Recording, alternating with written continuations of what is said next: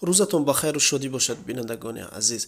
شاید در این ایام روزه‌داری شما شبها فکر کنید که فکر کنید که شب چی خوراکی را آماده کنیم برای روزه باز کردن. و همین خاطر ما برای شما یک خوراکی سالم، یک خوراکی بهترینی با لذت و زیاد کالری دارد و شما پیشنهاد میکنیم تا آخری ویدیو با ما باشید. البته لایک و عضو شدن را فراموش نکنید. میگذاریم به قسم آماده کردن خوراک. این اشیای لازم است برای آماده کردن خوراک. شروع میکنیم از پیاز، یعنی پیاز رو به همین مانند خرد میکنیم و میتونید که بازم به شکل های دیگر به طبع دل خود یعنی خرد کنید. همین طور خرد کردیم. دوم میگذاریم به قلمفور بلغاری و به همین شکل خرد میکنیم.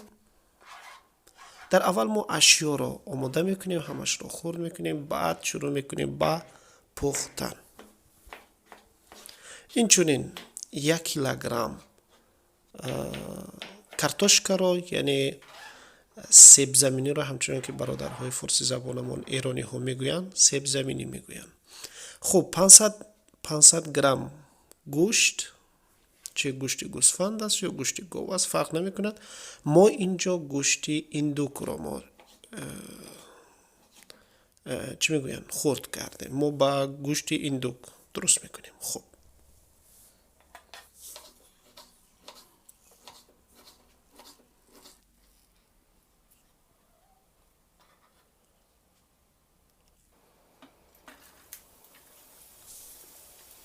اکنون مواد ما آماده هست، اشیای ما آماده است و سر اول از پیاز شروع میکنیم. هر یکی این را علاهیده در یک ظرف، در یک محیطابه، در یک اسکوارات که ما چیکار میکنیم هر یکی رو تف میدیم. یعنی کارتوشکا رو علاهیده و پیاز رو علاهیده.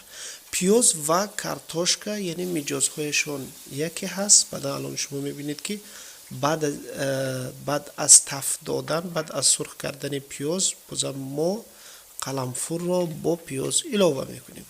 خب میبینیم که چه خوراکی هست. بازم شما وقتی این را یاد گرفتید تشکر میگوید، رحمت میگوید. هم در کارتوشکا و هم در پیاز یک قاشق خوراک خوری نمک میپوشیم. اگر میبینیم که کمی پیازی ما سرخچه میشود، یعنی آماده شده ایستاده است و کارتوشکا هم همچنین.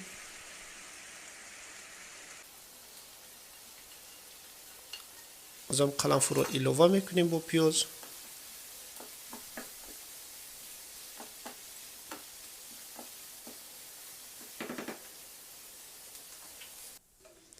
این خوراک ما تقریبا به مانند لازانیا هست. اگر کسانی که لازانیا را دانند این به همان مانند است، ولی فرق میکند. اشیای این خوراک دیگر است، یعنی طرز دیگر درست کرده میشود. با اندازه 4 نفر است، تقریبا 4 نفر یا 3 نفر که خیلی سیر میشود. خوب میبینیم کارتوشکای ما هم تمام شد، یعنی همه را جارید کردیم و گذاشتیم در ظرفی که مخصوص باید که داخلی دخوفکا بفرستیم. خوب شروع میکنیم با پختن گوشت. باید همین گوشت را همچنین سرخ کنیم. 1 قاشق خوراک خوری نمک. بازم کسی که موافق طبع خودش هست میتوند که زیادتر نمک را اضافه کند، ولی طرز استانداردش همین برای ما کفایه است.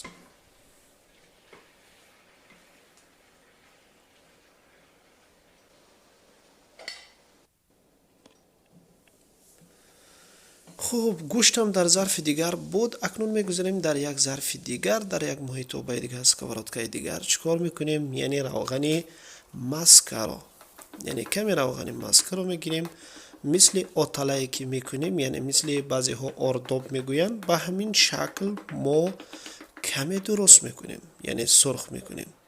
آرد را سرخ میکنیم و لکه گوشتی ما آماده شد.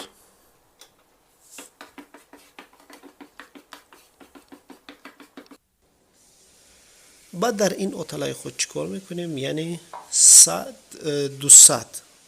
200 میلی گرم شیر، آمیخته میکنیم، یعنی همون آردابی که هست به همون مانند.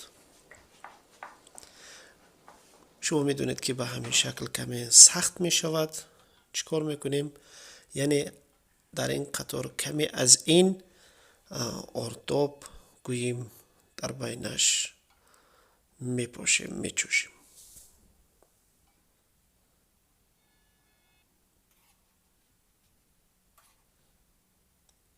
و از بالایش گوشت رو میبیاریم.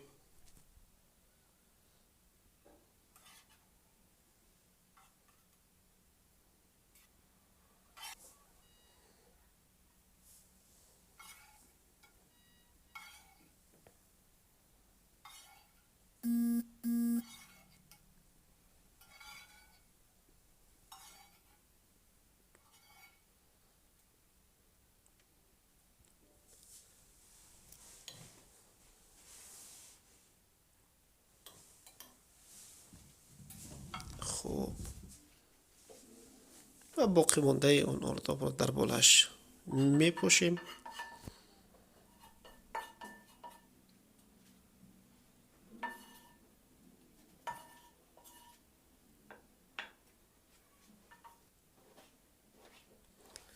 در آخر یعنی پمیدور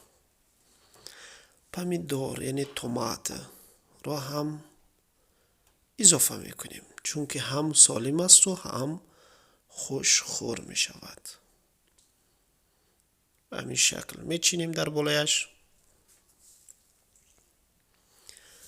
تقریبا آماده است. ما میفرستیم چند دقیقه در 200 درجه از 10 تا 15 همگی 15 از 10 تا 15 دقیقه باید چی شود بگذاریم. یعنی در اول کمی میگذاریم و به همین شکل میشه. دوم باره ما سیر رو یعنی پنیر رو آماده میکنیم. اگه میبینیم که خوراک ما آماده هست، در بالایش کمی کبوتی میچوشیم، چی گشنیج است یا پتروشکا است یا هر چیزی که باشد میگذاریم. تمام. با همین یعنی خوراک بهترین، هم سالم، هم با مزه و هم زود آماده شده. خب امیدوارم که همه این مواد رو شما در خانه دارید، دسترس میکنید. میتونید که این رو بازم چی کنید، تجربه کنید، ببینید که چگونه خوراک است. خب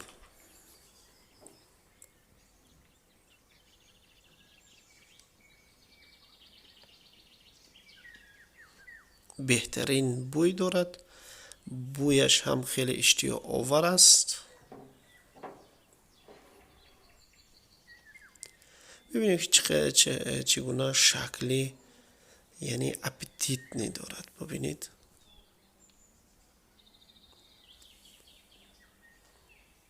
دوستان عزیز، تا حال اگر شما عضو نشده باشید البته عضو شوید و لایک گذارید، یعنی کلاس و подписаться را فراموش نکنید. این دستگیری به نهایت بزرگ شما برای ما می شود و برای آینده ما خیلی شما کمک میکنید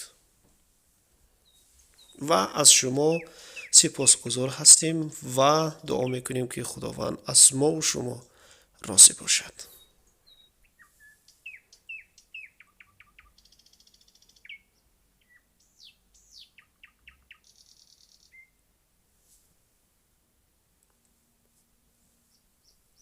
و در آخر با پیامبر حضرت محمد صلی الله علیه وسلم یک صلوات میفرستیم به شما. اشتهای تام تا ویدیوهای دیگر. خدا نگهدار.